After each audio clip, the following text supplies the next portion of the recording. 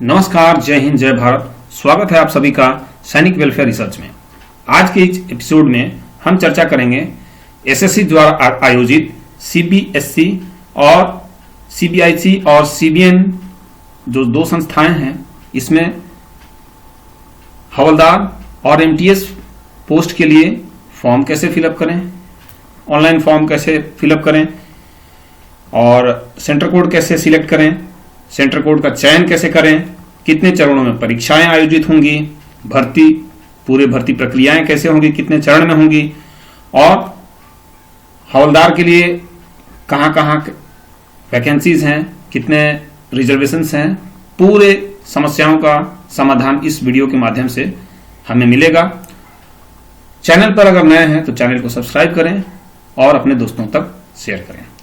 आइए अब देखते हैं कि स्टाफ सिलेक्शन कमीशन द्वारा आयोजित सीबीएन और सीबीआईसी जो दो संस्थाएं हैं केंद्र सरकार की, इसके लिए हम आवेदन कैसे करें। सबसे पहले हम इस एसएससी का जो ये ऑफिशियल वेबसाइट है ssc.nic.in, इस पे आएंगे क्लिक करके और यहां हमें ऑप्शन दाहिने साइड में देखिए लॉगिन ऑप्शन यहां दिया हुआ है। अगर हम पहले से एसएससी के किसी एग्जाम दे चुके हैं तो हमारे पास यूजर आईडी पासवर्ड होगा, तो यहां यूजर आईडी पासवर्ड लेके ये कैप्चा डाल के हम लॉगिन कर सकते हैं। दूसरा, अगर हम नए हैं, हम कभी एसएससी का एग्जाम नहीं दिए और अगर एकदम से नए हैं तो यहाँ रजिस्टर नाउ का ऑप्शन है, यहां से रजिस्टर नाउ पे जाके और वहां से डिटेल्स को हमको भरना होगा। उसके बाद दोबारा से हमें लॉगिन करके फिर कैप्चा भर के यहां से हमें प्रोसीड करना होगा। अब एक बार जब हम यूजर आईडी पासवर्ड कैप्चा डाल के लॉगिन कर लेते हैं तो हमें इस तरीके का एक इंटरफेस मिलेगा, जिसे अब किस तरह से भरा जाएगा वो हम समझते हैं। सबसे पहले कैंडिडेट्स नेम, अगर पहले से रजिस्टर्ड हैं तो ये सब पहले से भरा हुआ मिलेगा, नए हैं तो इसमें हमें भरना होगा। कैंडिडेट नेम को भरते समय स्पेलिंग को ध्यान में रखना है और वही स्पेलिंग होना चाहिए हमारा जो मैट्रिक सर्टिफिकेट और आधार से या हमारे आईडी से मैचिंग करता हो, मिसमैच ना हो, इसे ध्यान दीजिएगा। इसीलिए देखिए दोबारा भी ऑप्शन मांगता है 2 बार। नाम भरते समय विशेष ध्यान दें, father's name, mother's name, date of birth, ये सब बहुत अहमियत वाली चीजें हैं, बहुत ध्यान से इसे भरें। इसी तरीके से इंटरफेस आएगा, पीडब्ल्यूडी, टाइप ऑफ डिसेबिलिटी अगर हैं तो उसे मेंशन करना है। यहां पे प्रेफरेंस ऑफ एग्जामिनेशन सेंटर्स मांगता है, तो यहां 3 प्रेफरेंस देना होता है। तो ये जरूरी नहीं है कि जो लिखा हुआ है वही आप डालें, आप अपने हिसाब से, अपने एरिया कोड के हिसाब से, अपने जोन के हिसाब से देख लें और सहूलियत के हिसाब से 3 ऑप्शन आपसे मांगा जाता है, तो उसी हिसाब से आप इसे फिल कर लें। वेदर एक सर्विसमैन है तो यहां यस करना है, ये बाय डिफॉल्ट इसमें नो किया हुआ है। तो तीसरा है length, have you already joined, इसमें अगर आप पहले से ही अगर एक सर्विसमैन है और कहीं सरकारी नौकरी कर रहे हैं तो यस करना है, अदरवाइज आपको नो इसमें करना होगा। उसके बाद आता है ये जो स्क्राइब के लिए, तो इसमें ये तो बाय डिफॉल्ट इसमें नो ही आएगा। Whether seeking for age relaxation, यहां बाय डिफॉल्ट देखिए नो किया हुआ है, बट यहां पे आपको यस करना होगा। एज रिलैक्सेशन में यहां जब क्लिक करेंगे आप तो यहां एक सर्विसमैन का ऑप्शन आएगा, उसमें आपको क्लिक कर देना होगा।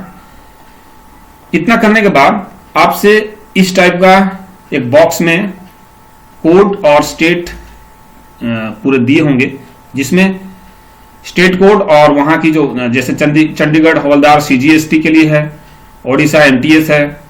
अब सीबीएन और सीबीआईसी क्या है? सीबीएन है सेंट्रल बोर्ड ऑफ नारकोटिक्स, जो नारकोटिक्स विभाग है उस विभाग का है, और CBIC central board of indirect taxes and customs, यानी टैक्सेशन से जितने भी ये जो विभाग है टैक्सेशन से संबंधित है। और इन्हीं 2 विभागों में अभी जो नोटिफिकेशन वैकेंसी जो क्लैरिफाई किया गया है वह केवल हवलदार के लिए है। एमटीएस के लिए वैकेंसी अभी सूचना उसका नहीं मिला है, वो सूचना मिलेगा तब स्टेट वाइज उसका क्लासिफिकेशन मिल जाएगा। अब इसमें से हमें चूज करना होगा, तो सबसे पहले अब इसमें से देखते हैं कि अब वैकेंसी क्या है स्टेट वाइज। तो वैकेंसी के लिए अब उसी नोटिफिकेशन में ही सारा कुछ है, लेकिन सहूलियत के लिए हमने इस तरह से निकाल लिया है। अब वैकेंसीज में आप देख सकते हैं कि यहाँ एक सर्विसमैन में सीजीएसटी के लिए जो details of vacancies havildar in CBIC and CBN दोनों विभागों के लिए है। और इसमें सीजीएसटी के लिए देखिए जयपुर, कोलकाता एक सर्विसमैन का यहां दिया हुआ है, बेंगलोर के लिए 17, चंडीगढ़ 17, चेन्नई 19, दिल्ली 10, हैदराबाद 16, कोलकाता सीजीएसटी के लिए है 10, लखनऊ 13, मुंबई 12। इसी हिसाब से आपको अपने एरिया के सहूलियत के हिसाब से, वैकेंसी के हिसाब से आपको चूज कर लेना है कि किस एरिया से आपको फॉर्म को आप अप्लाई करना चाहते हैं। उसके बाद टोटल यहां आप देखते हैं, टोटल 353 सीट 353 केवल हवलदार के लिए ही नोटिफाई किया गया है। एमटीएस के लिए सीट का डिस्ट्रीब्यूशन अभी जारी नहीं किया गया है, इसीलिए केवल हवलदार के लिए ही अभी अवेलेबल है। और ये स्टेट वाइज और पूरे एरिया वाइज इसमें दिया हुआ है। और सबसे ज्यादा डायरेक्टरेट सीबीएन में 34 वैकेंसीज हैं। डीजीपीएम डायरेक्टरेट डीजीपीएम में है। डीजीपीएम क्या होता है? डीजीपीएम यानी directorate general of performance management, ये मुख्यालय है इनका। और यहां पे 13 वैकेंसीज है एक सर्विसमैन के लिए। इसके अलावा ये तो हो गया वैकेंसी, तो आप पहले इसको देख लें। फॉर्म फिलअप करने से पहले नोटिफिकेशन में ही है कि वैकेंसीज कहां है, उस हिसाब से अपने भरें। जहां मान लीजिए सीजीएसटी गोवा के लिए वैकेंसी 0 है एक सर्विसमैन के लिए, तो उसको आप ना भरें, अपने ऑप्शन देख लें। अगर मान लीजिए आप कंफर्टेबल हैं भोपाल में और उसी के अकॉर्डिंग, अगर आप कंफर्टेबल हैं गुवाहाटी में तो गुवाहाटी के लिए देख लें। 9 सीट है एक सर्विसमैन के लिए। ये वैकेंसी केवल हवलदार सीबीआईसी और सीबीएन जो विभाग है इसमें हवलदार के लिए है। इसके बाद आप देख लेते हैं कि एरिया वाइज क्या कोड है।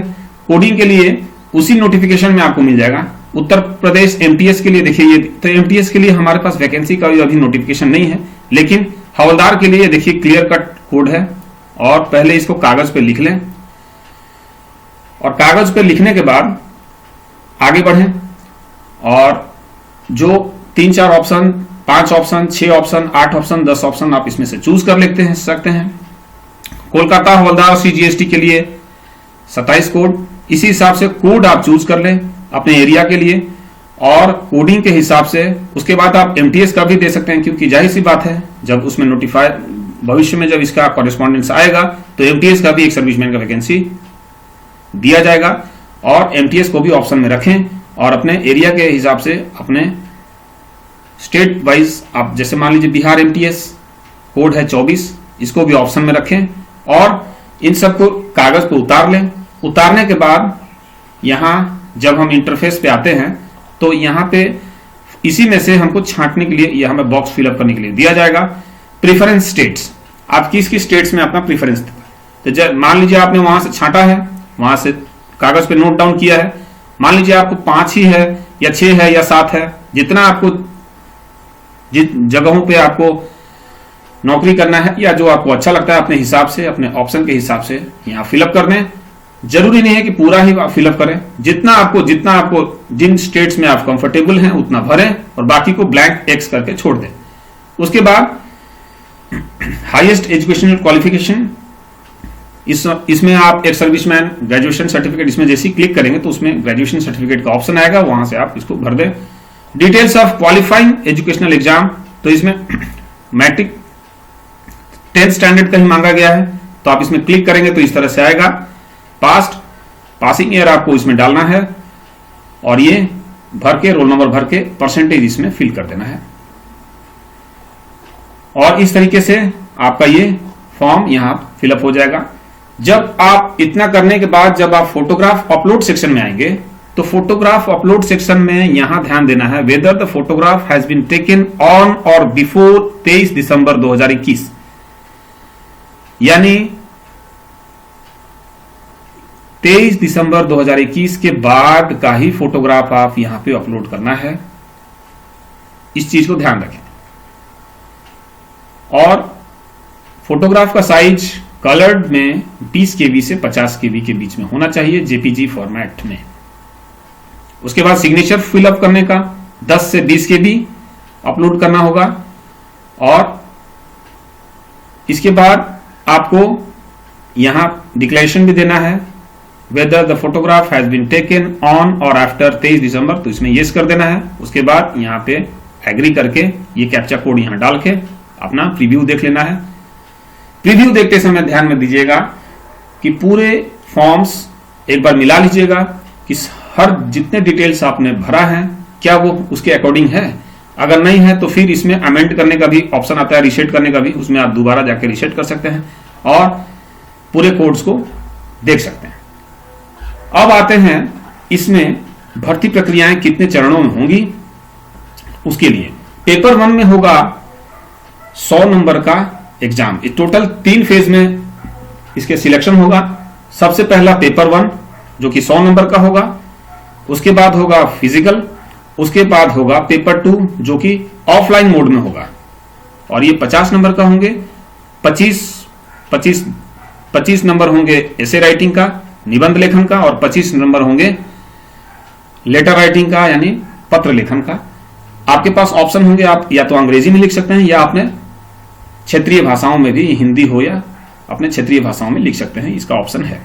ये 40 नंबर के होगा पेपर 2 और इसमें 50 नंबर का एग्जाम होगा और 40 मिनट समय इसमें दिया जाएगा।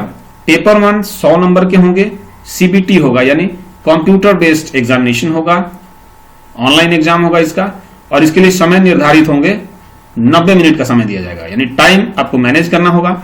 इसमें 4 सेक्शन होंगे, जीके, रीजनिंग, मैथ्स और इंग्लिश, 25-25 ईच, हर भाग 25 नंबर के होंगे और इसमें 90 मिनट कुल दिए जाएंगे। नेगेटिव मार्किंग भी होगा यानी नेगेटिव मार्किंग, हर 4 गलत सवाल करने पर 1 आपके नंबर कट जाएंगे, तो इस नेगेटिव मार्किंग को ध्यान में रखना है। और क्वालिफाई करने के लिए CBT 1 में हमें 20% अंक लाना अनिवार्य होगा और पेपर 1 में 20% अनिवार्य अंक लाना होगा और पेपर 2 में 35% अंक लाना हमारे लिए अनिवार्य होगा। तो ये रहा पूरे एग्जाम पेपर भरने का, हमने देख लिया कि फॉर्म कैसे भरेंगे, कोड कैसे सिलेक्ट करेंगे और एग्जामिनेशन सेंटर कैसे सिलेक्ट करेंगे। पूरी चीजों को हमने विस्तार से देखा, एग्जाम कितने चरण में होगा सभी देखा। अब इसे फॉर्म फिलअप अगर नहीं किए हैं तो ध्यान से फिलअप करें।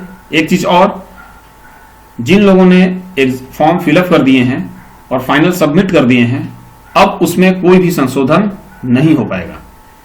जो आप फॉर्म फिलअप कर दिए वो फाइनल हो गया है और जो लोग नहीं भरे हैं वो ध्यान से भरें और हर चीज नोटिफिकेशन और स्टेट, यहां पे हमने जो देखा अभी स्टेट कोड को बढ़िया से देख लें।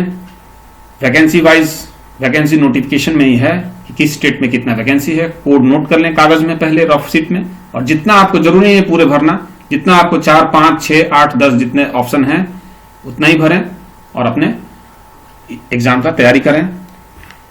ये जो इसका पेपर 1 का जो एग्जाम का प्रस्तावित समय होगा जुलाई 2022 का है, यानी अभी अच्छा खासा समय है, तो इसकी तैयारी करें और इस बेहतरीन नौकरी का फायदा उठाएं।